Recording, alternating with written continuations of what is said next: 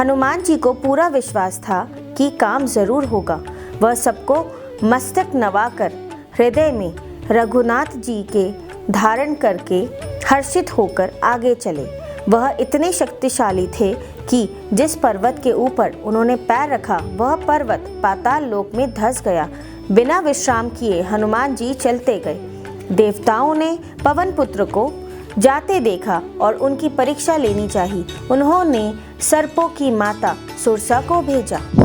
हा, आज देवताओं ने मुझे भोजन दिया। उसने मुंह फैलाया। तब हनुमान जी ने अपने शरीर को उससे दुगना बढ़ाया। इसी प्रकार दोनों एक दूसरे को बल दिखाते गए। जैसे जैसे सुरसा मुंह फैलाती गई वैसे ही हनुमान जी अपना शरीर बढ़ा लेते थे। तुम्हारे बुद्धि बल का बेच जान लिया है, जिसके लिए देवताओं ने मुझे भेजा था। तुम राम जी का काम अच्छे से करोगे। यह आशीर्वाद देकर वह चली गई। तब हनुमान जी हर्षित होकर चले गए। अत्यंत सुंदर वन का वर्णन करते हुए वे आगे गए। फिर उन्होंने सोने से जड़ी लंका का विचित्र वर्णन किया। वह लंका में एक छोटा सा रूप लेकर प्रवेश करते हैं। लंका के द्वार पर रात्रि के समय विचरण करने वाली लंकिनी नाम की राक्षसी ने हनुमान जी को रोककर पूछा कि हनुमान जी ने उस पर गदा से वार किया, जिससे वह खून की उल्टी करती हुई पृथ्वी पर गिर पड़ी। वह लंकिनी फिर अपने को संभाल कर उठी और डर के कारण हाथ जोड़कर विनती करने लगी।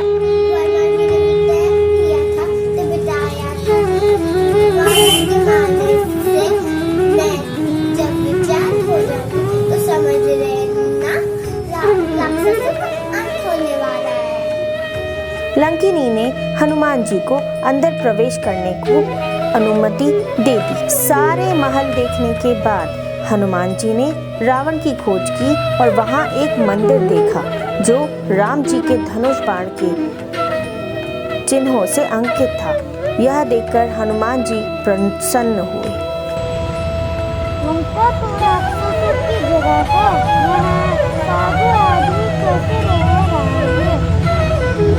उसी समय विभीषण जी राम नाम स्मरण करके आए। हनुमान जी उन्हें सज्जन जानकर हृदय में हर्षित हुए।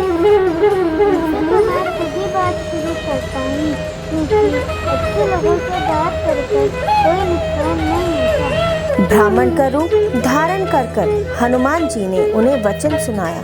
सुनते ही विभीषण जी उठकर वहां आए और प्रणाम करके उनका कुशल पूछा। क्या आप खुद ही श्री राम जी हो? तब हनुमान जी ने श्री रामचंद्र जी की सारी कथा कहकर अपना नाम बताया। सुनते ही दोनों के शरीर पुलकित हो गए और श्री राम जी के गुणों का स्मरण करके दोनों के मन मुग्ध हो गए।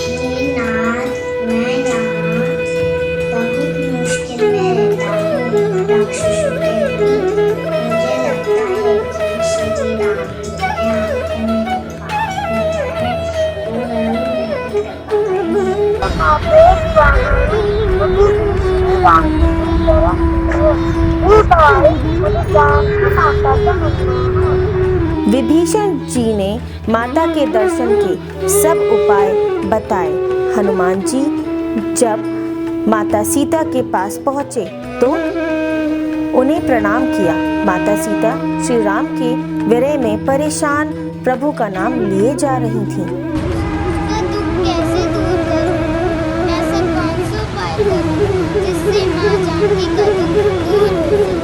उसी समय अनेक स्त्रियों के साथ सज धज कर रावण वहां आया। उस दुष्ट ने सीता जी को अनेक प्रकार से समझाया। हे स्त्री, सुनो, तुम सभी रानियों को तुम्हारा दास बना दूंगा। तुम एक बार मेरी तरफ देखो तो सही। अपने परम स्नेही कौशलाधीश श्री रामचंद्र जी का स्मरण करके जानकी जी तिनके की आड़ करके कहने लगी। हे मूर्ख सुन, तू एक जुगनू के समान है और श्री रघुनाथ जी एक सूर्य के समान। तू मुझे धोखे से लाया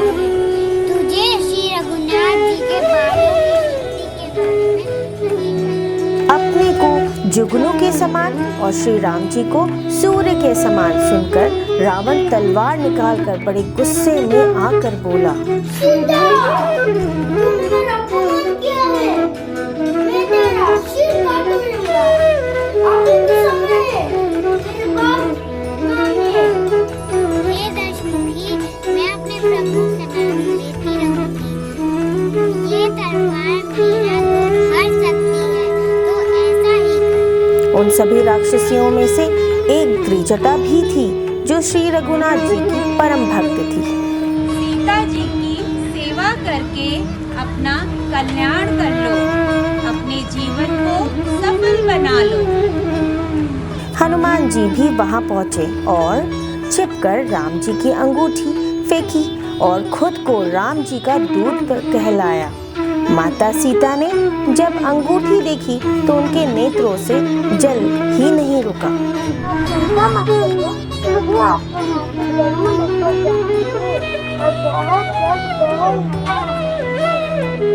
हनुमान जी ने सीता माता को धैर्य रखने को कहा।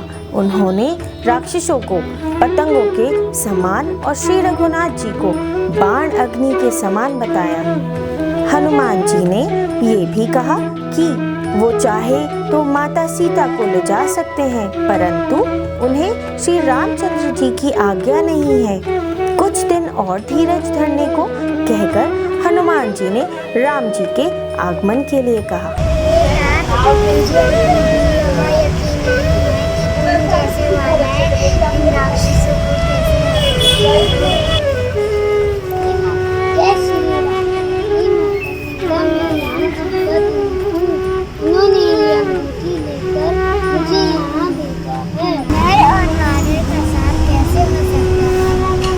हनुमान जी ने सीता जी को सब कुछ समझाया। भगवान का हाल सुनकर माता सीता के नेत्रों से जल की धारा ही न रुकी। फिर हनुमान जी ने रघुनाथ जी का संदेश सीता माता को दिया। उन्होंने गदगद होके श्री रामचंद्र जी का संदेश सुनाया। माता सीता के नेत्रों से जल की धारा बह गई। तब हनुमान जी ने अपना शरीर पर्वत के समान बड़ा किया और माता सीता को यकीन दिलवाया। माता सीता तब संतुष्ट हुई। फिर हनुमान जी ने दोबारा अपना शरीर छोटा कर लिया।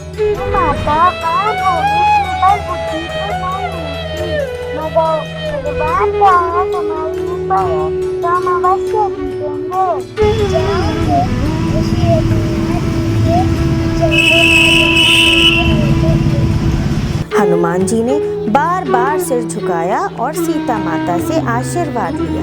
माता, मुझे ये सुंदर फूल देखकर बहुत भूख है। अगर आप मुझे होकर आते हैं तभी मैं इन फलों का ग्रहण करूंगा।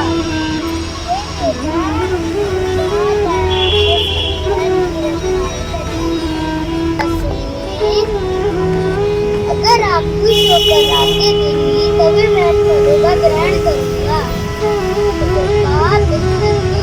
बहन है।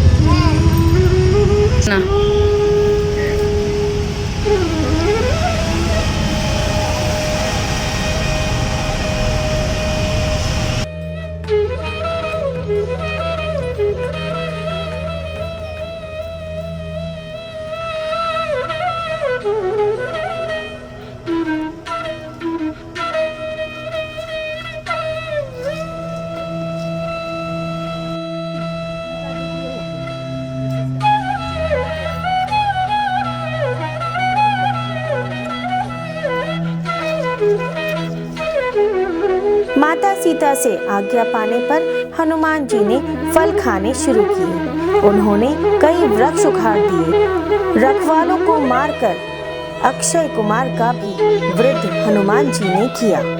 फिर मेघनाथ ने ब्रह्मास्त्र निकाला तो हनुमान जी ने उस अस्त्र का अपमान न करते हुए उसमें बंधे और रावण के सामने प्रकट हुए। हनुमान जी को सभा में देख रावण जोर जोर से हंसने लगा। हे बंदर, तू कौन है? तूने उनको नष्ट क्यों किया? तूने क्या मेरे बारे में नहीं सुना? क्या तुझे अपना प्राण प्यार नहीं है? मन जब अपार शक्तिवान है, जो रघुकुल बचाने है, मुझे ऐसे ही करुणा के सागर भगवान राम। श्री रामचंद्र जी की इतनी प्रशंसा सुनकर रावण ने हंसकर बात टाल दी। मुझे भूख लगी थी, मैंने उसको फल खाया और जो मुझे मांगा मैंने मांगा। फिर हनुमान जी ने रावण को समझाना चाहा कि वे श्री रामचंद्र जी की शरण में आ जाएं और माता सीता को वापस कर दें। हमें ये बंदर मेरा ज्ञान नहीं पूरा मिला। सुन, तेरा मृत्यु निकट आ गई है, मुझे ज्ञान मत दे। तू चारों ने बताया मेरे भाई। अरे अभी क्यों नहीं थे? यह बात सुनते ही सारे मंत्री हनुमान जी को मारने दौड़े। तभी वहाँ विभीषण पहुँचे। दूध को मारना नहीं चाहिए, नाथ को दूसरा नहीं चाहिए। यह बात सभी को उचित लगी। अच्छा, इस मंदिर को अंगन करके भेज दिया जाए। इसकी पूंछ पर कपड़ा बांधकर आग लगा दो। लंकापति की आज्ञा पाने पर ऐसा ही किया गया। फिर हनुमान जी एक छोटा रूप लेकर एक महल से दूसरे पर चढ़कर पूरे नगर को जला दिया। फिर वे समुद्र में कूद गए और बाद में माता जानकी जी के पास पहुँचे।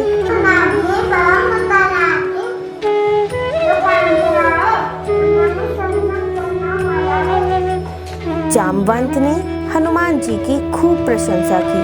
तब श्री रघुनाथ जी ने उन्हें गले लगाया।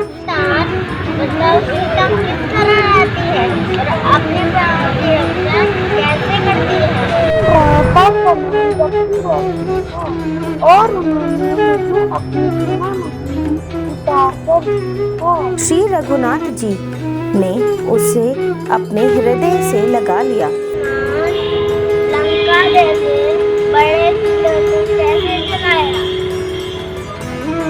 तो एक पेटी दूसरे पेटी छूटने का काम है। मैंने लंका को सिर्फ बादशाह के पास नहीं गिराया है। सारी तैयारियां शुरू हुई। सारी सेना निकल पड़ी। भालू बंदर सभी प्रकार के लोग भी थे। राम जी लक्ष्मण जी सहित चले और माता सीता को भी उधर आभास हुआ। फिर उधर लंका के सभी मंत्री हनुमान जी से बहुत भयभीत थे उनकी ताकत देखकर। स्वामी सीता को निकाल दिए, नहीं तो श्री राम जी आपको कभी माफ नहीं करेंगे। ये औरतें सच में बहुत डरपोक होती है। अगर वानर की सेना यहाँ आ भी गई तो राक्षस ने अपना खाना बना लेंगे। अब क्या करना चाहिए?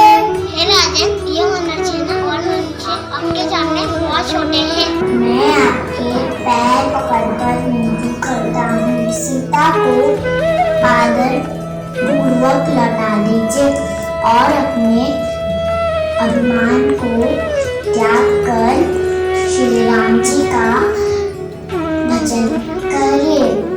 विभीषण के ये शब्द सुनकर रावण क्रोधित हो उठा। अरे दुष्ट, तेरा मृत्यु निकट आ गई है। तू मेरे नगर में रहकर उन तपस्या का गुणगान करता है और उनका साथ देता है। जा यहाँ से उन्हें वापस। श्री राम जी सच का साथ देते हैं। मैं उनकी शरण में जा रहा हूँ, बाद में उन्हें घोषणा देगा। वानरों ने शत्रु के खास दूत को आता देख सुग्रीव को बताया। सुग्रीव श्री रामचंद्र जी के पास गए।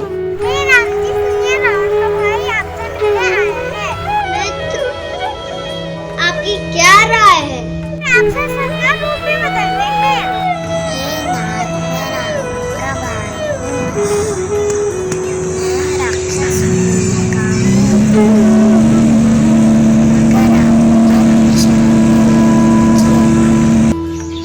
हे दान, तुम्हारा जन्म राक्षस कुल में हुआ है, पर तुम अच्छे व्यवहार के हो। फिर श्री रघुनाथ जी ने उन्हें वे सभी बातें बताई जो उन्हें एक भक्त के अंदर चाहिए थी। हे वानर राज सुग्रीव, का पति विभीषण गहरे समुद्र को कैसे पार कर सकते हैं? हे प्रभु, आपका एक बाण ही करोड़ों समुद्रों से सुखा सकता है, पर यह उचित नहीं होगा। हमें समुद्र से प्रार्थना करनी चाहिए। सारे लोग प्रार्थना करते हैं, भैया आप इस समुद्र को सुखा दीजिए। रावण को ये पदक दे देना और उससे ये भी कहना कि सीता माता को लुटाकर श्री राम से क्षमा मांग ले, वरना उनका काल आ गया है। सुनो, तुम कैसे हो और वो अभागा विभीषण कैसा है? कितना बेवकूफ है, अपने राज्य छोड़ के वहाँ चला गया। अरे बताते क्यों नहीं? कैसे है मेरा शत्रु? जैसे कि जमीन से आकाश को पकड़ना चाहता है, वैसे ये लक्ष्मण प्रयास कर रहा है। हे नाथ, अभिमान छोड़कर सब बातों को सच मानिए और जानकी जी को लौटाकर श्री राम जी के शरण में चले जाइए। हे नाथ, मेरे सभी दोष माफ कर दीजिए। उपाय बताओ, किस प्रकार ये गहरा समुद्र पार हो सकता है? सबसे बड़ा पुण्य तो आपका माने इसमें चलकर संसार रूपी कमरे को पार कर सकते हैं।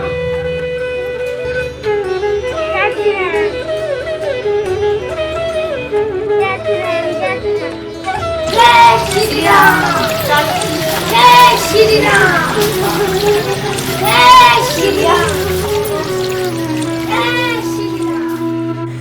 रामायण की पांचवी बड़ी सीख हमें क्या सिखाती है? वह सिखाती है सच्ची भक्ति और समर्पितता।